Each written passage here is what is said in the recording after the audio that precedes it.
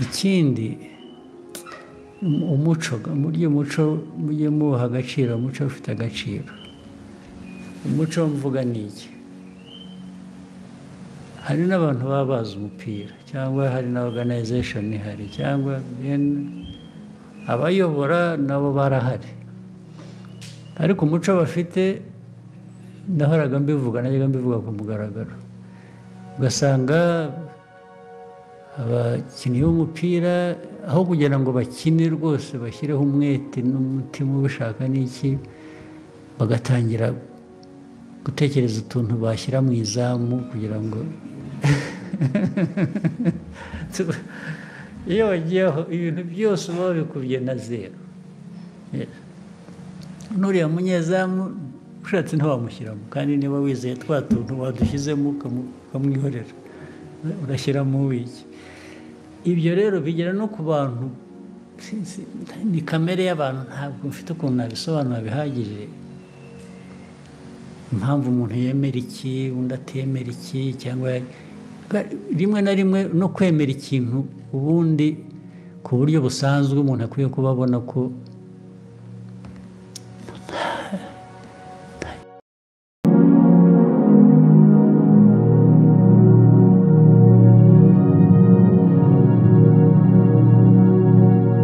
biragoye gukina mu Rwanda udakoresha amarozi. Wayemera utayemera urayakoresha mu buryo bwo kwirinda cyangwa se gushaka intsinzi. Ayo ni amagambo umukinnyi umwe we mu ikipe ikomeye yo mu Rwanda aherutse gutangaza. Byatumye nibuka ko ruhago nyarwanda yizera cyane z'imbaraga z'umwijima, niko gutangira kujya hirya no hino nganira na bamwe mu bakurikiranira hafi imikino, ahanini ku kamaro k'amarozi ku mupira w'amaguru. Kimwe mu birango bya Afurika yo munsi y'ubutayu bwa Sahara ngo ni ukubaha imigenzo n'imihango itandukanye n'umuco abatuye aka gace bakura ku bakurambere babo, kandi ngo badashobora kureka ibi. Ariko ngo bijya bigera no mu mikino no kwishimisha bikagera kure, aho abakinnyi ndetse n'abahanzi bakunze kwizera ko hari imbaraga zishobora kubafasha kugera cyangwa se kubageza ku ntsinzi cyangwa gukundwa kurushaho. Iki ntabwo ari ikintu cyariye n'u Rwanda, ahubwo ni umuco w'akarere. Ese ibyo wari ubizi? Witwa Abed Ayepere wabaye igihangange kuri uyu mugabane mbere yo kwibaruka abakinnyi kuri ubu bakina i Burayi, yigeze kubwira itangazamakuru ko ikipe y'igihugu cyabo cya Ghana yajyaga ikoresha amarozi kandi ko bayizeraga cyane. Aha kandi bihurira nuko perezida w'ikipe ya Zamalek Mortanda Manso yigeze gutangaza ko abizi neza ko kuba ikipe ya Mamelodi yaba yaratwaye igikombe cya Champions League ngo byatewe nuko ikoresha amarozi.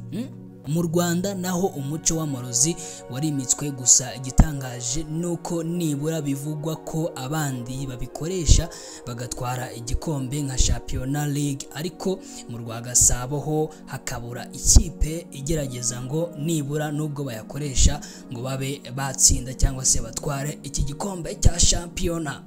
Hanyuma ikibabaje kurushaho nuko ibi bitangwaho amafaranga atagira ingano yagakwiye kuba yakora n'ibindi byafasha iterambere rya ruhago. Abantu bose baba muri siporo nyarwanda barabizi ko ibi bintu bikorwa, gusa habuze ufata iya mbere ngo abihagarike burundu, cyangwa se wenda ngo abe ari byo bishyirwamo imbaraga niba byatanga umusaruro koko nk'uko bigenda bivugwa, dore ko bishorwamo amafaranga menshi cyane.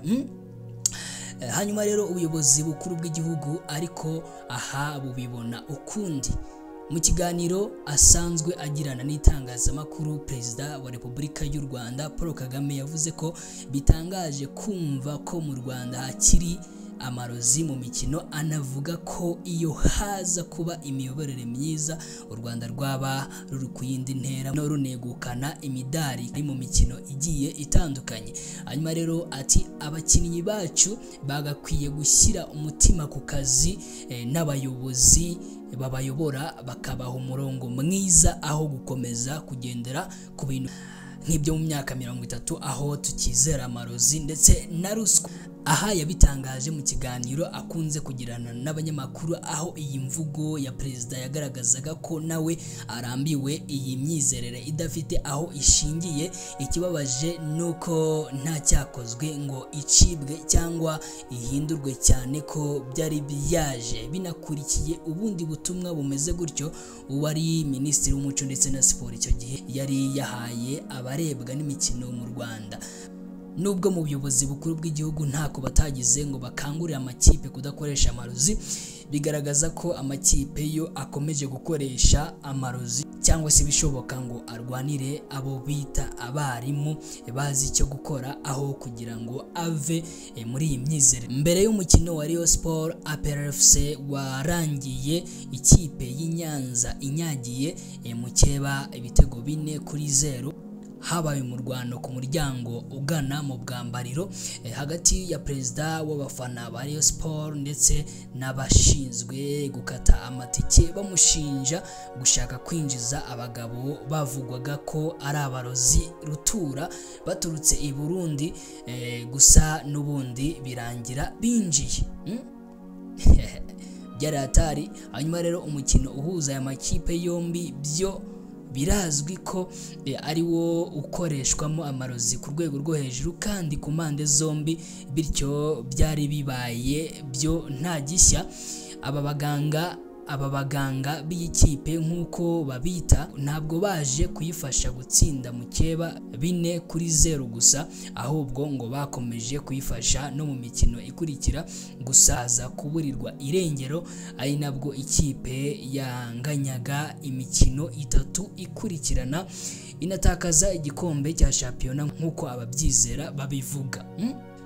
Hanyuma rero twari dusubiye inyuma kugira ngo tubashe kuba twababwira ese imvugo y'amarozi mu mikino ya hano mu Rwanda yaturutse hehe no kuva kera, ari nabyo byatumye mu biganiro byinshi Perezida Paul Kagame yageragerana n'itangazamakuru yagiye abigarukaho cyane. Hanyuma no mu kiganiro aherutse kugirana n'itangazamakuru ejo bundi yigeze kubivuga. Ese wigeze ubyumva?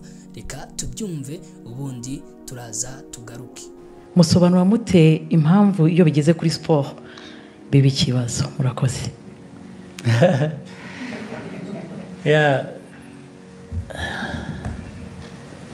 Sinzi niba ari siporo gusa, ariko siporo yo ubundi siporo ni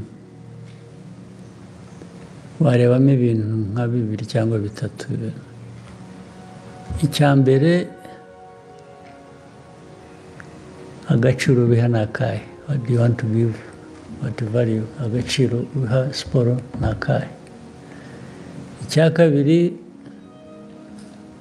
witeguye ute kugira ngo ako gaciro kabeho cyangwa se gakure kazamuke. Mu rurimi rw'icyongereza ni organization. How do you organize to do that? Icya gatatu ni talent. Ubona mu bantu kuba badafite talent, you can't blame them. If I have no talent for football, really don't blame me. It's not my fault. So icya mbere ni agaciro biha. Icya kabiri, ubigenza ute, ushyira hamwe ibikorwa n'ibitekerezo gute kugira ngo bizamure ka gaciro, noneho abantu bafite ubushobozi, ubumenyi, ibyo bavukanye bibaha. Ibyo rero nko mu gihugu tugashyiraho minisiteri ya siporo cyangwa za siporo zitandukanye, federation zazo zishyira hamwe n'iki. Iyo ni organization. Itameze neza ni ikibazo.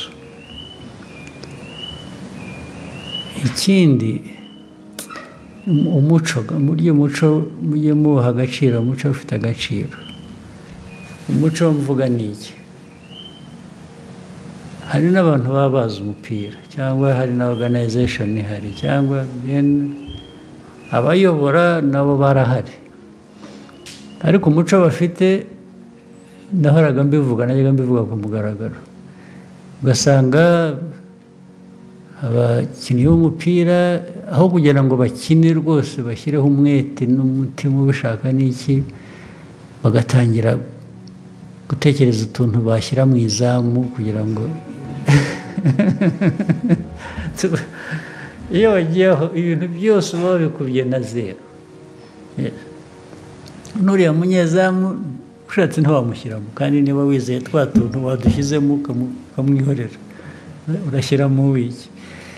Ibyo rero bigera no ku bantu, ni kamere y'abantu, ntabwo mfite ukuntu nabisobanura bihagije, impamvu umuntu yemera iki undi atemera iki, cyangwa rimwe na rimwe no kwemera ikintu ubundi ku buryo busanzwe umuntu akwiye kuba abona ko nta kintu kirimo, ariko umuntu akabyemera. Cyangwa se waba utemeye ibyo ugatekereza ukuntu, ariko uzasifura ninde, turebe uko tumugenza kugira ngo ejo azatubere. Iyo wagiye muri ibyo na talent wari ufite n'ibindi byose,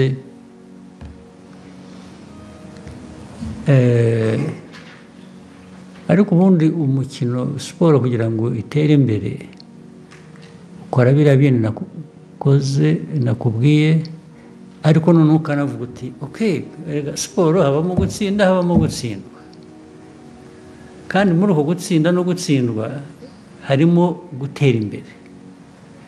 Ni ukuvuga ngo wagerageje, wakoze ibyo washobora gukora, ahubwo niba wanatsinzwe wavanyemo isomo rivuga ngo ariko urabizi icyo nazize ni iki nakibonye, umukinnyi nakinishije aho atagomba gukina, cyangwa iyo nzana mundi igihe ukagira bitya, ibyo ngibyo akaba ari byo. Rero iyo watsinzwe uvanamo isomo, ntabwo ugenda ngo wiyahure kubera ko watsinzwe. Mu mikino yose ntawe udatsindwa, ngira ngo murabibona, n'abazwi ku isi bihanganye muri za siporo zitandukanye, haba igihe ibintu byabagendekeye nabi nk'abantu, ariko noneho ni timu.